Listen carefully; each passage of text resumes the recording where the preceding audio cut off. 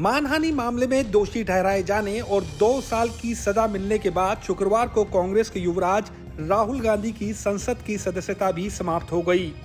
वायनाड से सांसद राहुल गांधी की संसद सदस्यता समाप्त करने को लेकर लोकसभा सचिवालय ने नोटिफिकेशन भी जारी कर दिया है। दरअसल जनप्रतिनिधि कानून के मुताबिक अगर सांसदों और विधायकों को किसी भी मामले में 2 साल से ज्यादा की सजा हुई तो उनकी संसद या विधानसभा की सदस्यता रद्द हो जाती है। इतना ही नहीं, सजा की अवधि पूरी करने के बाद 6 साल तक वो सदस्य चुनाव भी नहीं लड़ पाएंगे। लेकिन क्या आप जानते हैं, राहुल गांधी ने अगर आज से 10 साल पहले उनकी ही सरकार द्वारा लाया गया एक अध्यादेश ना फाड़ा होता तो आज उनकी सदस्यता नहीं जाती। जी हाँ, ये सच है। देश में जिस वक्त कांग्रेस की सरकार थी तब सरकार ने एक अध्यादेश पारित किया था। इसका मकसद उसी साल जुलाई महीने में सुप्रीम कोर्ट द्वारा पारित एक आदेश को निष्क्रिय करना था, जिसमें अदालत ने कहा था कि दोषी पाए जाने पर सांसदों और विधायकों की सदस्यता रद्द की जाएगी। ये अध्यादेश साल 2013 के सितंबर महीने में लाया गया था।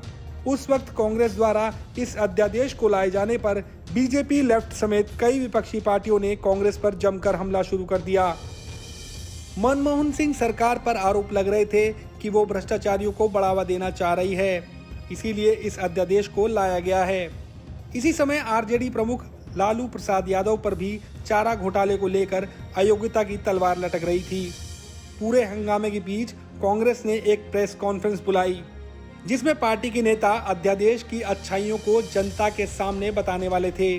इसी बीच अचानक से उस प्रेस कॉन्फ्रेंस में राहुल गांधी पहुंच गए और उन्होंने अपनी ही सरकार पर सवाल उठाते हुए कहा कि यह अध्यादेश पूरी तरह से बकवास है और इसे फाड़कर फेंक दिया जाना चाहिए। इसके साथ ही उन्होंने अध्यादेश की कॉपी को पकड़ा और उसे चिथड़े कर दिया। इस मामले को लेकर प्रेस कॉन्फ्रेंस में राहुल गांधी ने कहा था, हमें राजनीतिक कारणों की वजह से ऐसे अध्यादेश को लाने की जरूरत है। हर कोई यही करता है, कांग्रेस, बीजेपी, जनता दल सभी ये करते आए हैं, लेकिन अब ये सब बंद होना चाहिए। अगर हम इस देश में भ्रष्टाचार से लड़ना चाहते हैं तो हम सभी को ऐसे छोटे समझौते बंद करने पड़ेंगे।